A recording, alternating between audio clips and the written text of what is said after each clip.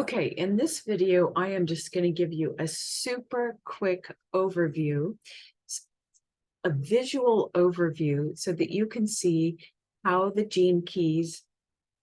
came, gene keys in human design came out of the tree of life. Okay, so here we go. Let me share screen. It's going to be super quick. I know I always say that. Okay, get all these shares. Let's see. Oops, I may have missed one. I'm going to stop share. Maybe I'll just share my desktop. Might be easier. Okay. All right. I have no idea what you're seeing. All right. So here is the first. So here is the Hebrew tree of life. And this is just indicating that this is the pathway of the original spark of creation, that it came down here. Anyway, doesn't really matter. This is just showing you, here's a Hebrew tree of life. And here you are with 10 or actually 11 spheres. And doesn't that look a little bit like Gene Keys with its 11 spheres? So we have Tree of Life and all of its different spheres. So we'll click out of that. The next image I have is, let me see here. Let's go here. We have a Tree of Life, and here are all the Hebrew letters. And the Hebrew letters are placed within the little pathways. These are called the 32 pathways of the Hebrew system, the 32 pathways to enlightenment or whatever.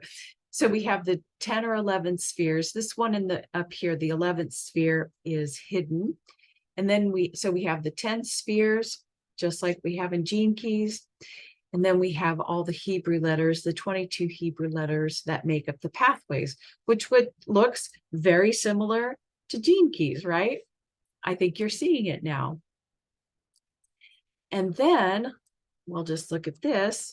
On the Tree of Life, it is in 3 different sections. So down here we have more the physical and astral world. Then we have the middle worlds, as you can see, and then we have the logoic nature, and then beyond. But here is where you can see where the activation sequence comes from, the outer, the physical. And then within here, we've got, of course, your Venus sequence. And then right up in here, we've got the Pearl sequence. So there you go. Let me see, was going to show you anything else. And this one right here, if you get my document, you will see where the Hebrew letters and their corresponding qualities of consciousness are resting.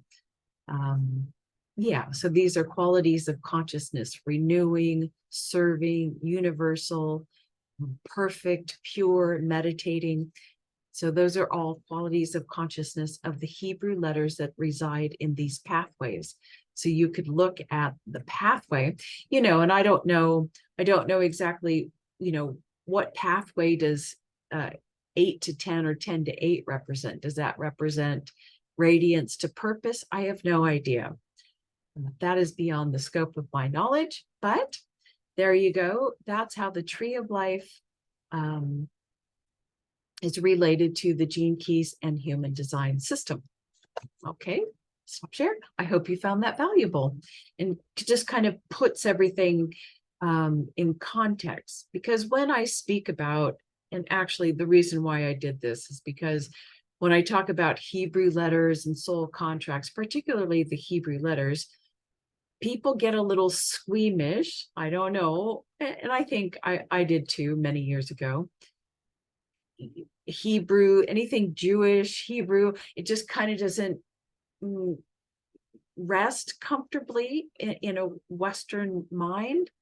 And they think it's so something out there. It's not related to what I'm doing, but I'm trying to show you that, yes, these Hebrew letters have nothing to do with the Jew. I mean, it's not about the Jewish tradition. It's not about studying Kabbalah, that the Hebrew letters themselves are universal.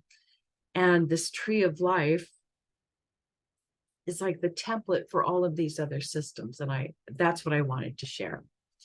All right, that's it. Bye.